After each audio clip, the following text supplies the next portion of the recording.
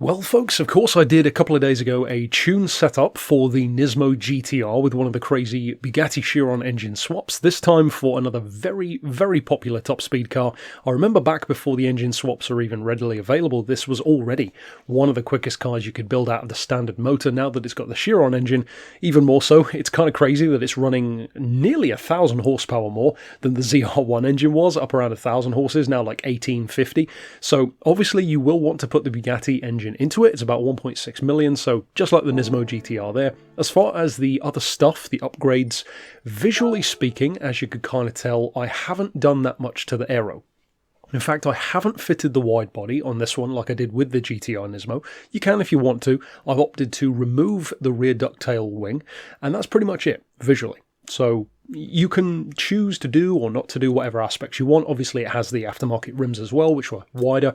And as far as the actual parts, just like with the Nissan, you want your high RPM turbo, or the ultra high, I should say, the carbon prop. As far as the extreme stuff, I do like to have the steering angle adapter and hydraulic handbrake anyway.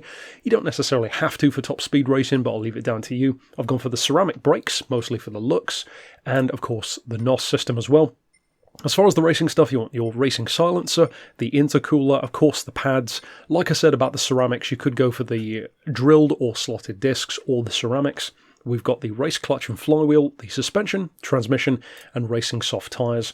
As far as the semi-racing stuff, we've got the fully customised computer, the limited slip diff, of course, and the, well, stage 3 weight, of course. Naturally, we've got that one on this one. I was going to say we've got stage 5 already, but I was thinking of a different build, so it doesn't have stage 5.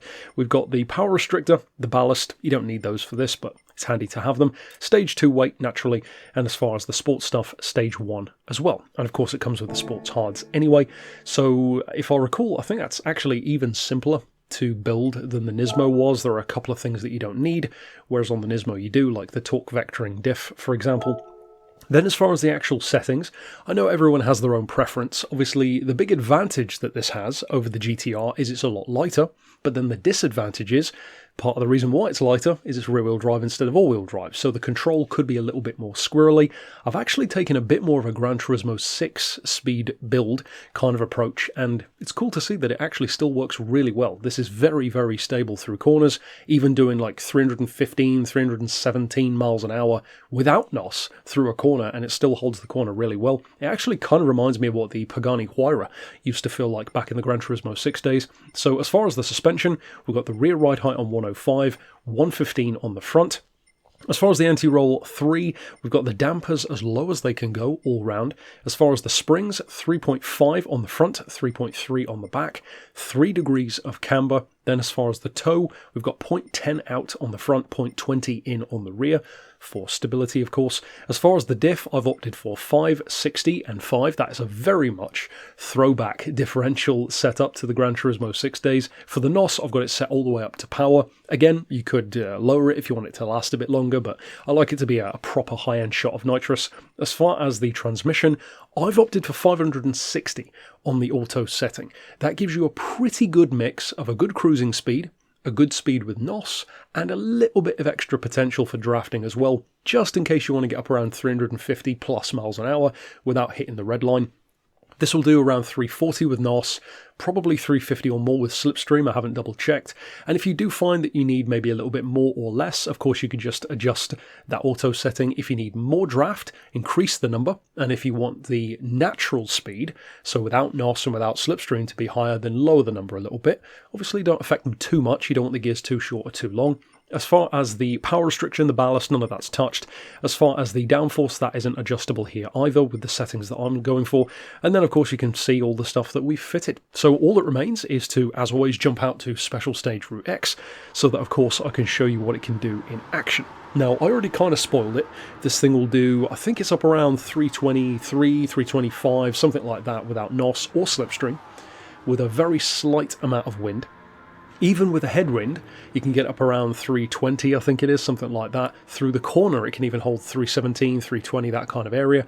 With NOS, up around 340, and with slipstream, even more. And of course, if you combine slipstream with the NOS as well, well then the sky's the limit. Or I guess, technically the red line is the limit, really. So like I said, you can adjust the gears even longer if you find that you're maybe running out of slipstream. Maybe you're in a lobby with people who have maybe tuned their cars even further. For those who are new to the channel, for example, you might be thinking, well, I've seen a quicker car than this, or I've built a quicker car than that, blah, blah, blah.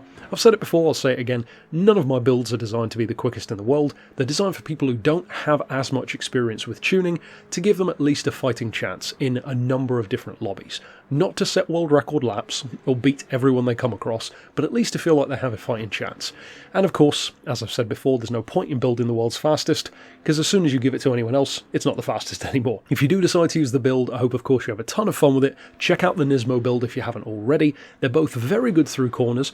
The Nismo I would probably give a slight edge to because of the four-wheel drive. It's a bit more stable at the lower end of the corner, but as you can see from this one going around the high end, it's pretty damn stable. So of course I will do some more of these speed builds in future. Stick around for those as well, and of course stick around for more GT7 content in general here on the channel. But for now, thanks for watching.